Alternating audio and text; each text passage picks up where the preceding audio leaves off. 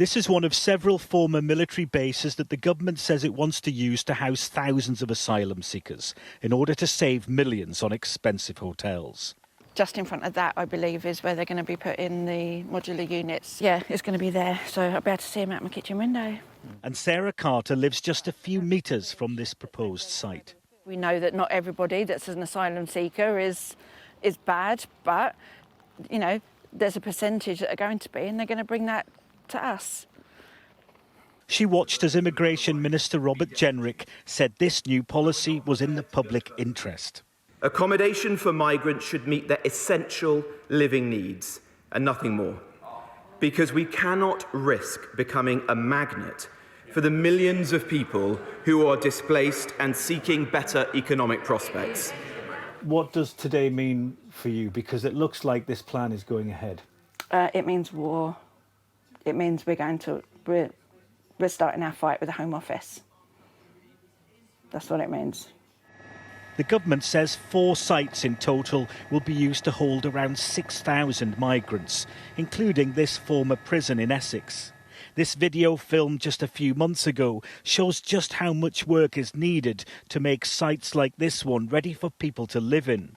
It's understood here at RAF Scampton in Lincolnshire that migrants will be housed in temporary accommodation yet to be built.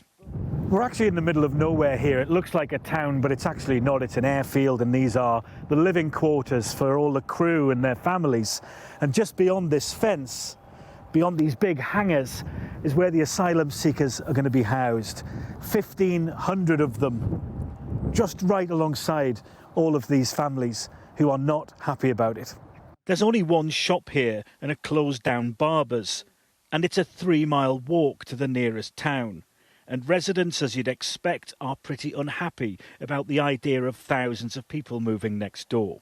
The government need to clear the backlog. They need to sort out these people as quickly as possible, so if they're allowed to stay, they can enter the community, they can start earning a wage and become part of our society. Sticking them on an airfield in the middle of nowhere is not going to help anyone. No one asked you about your views about this in the last few weeks? No one asked you what you think about this plan? No one's written to you? Nope. No.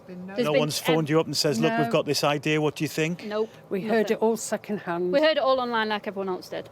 And that's how the council found out too. But the government's tough talk on migration comes just a few weeks before the local elections.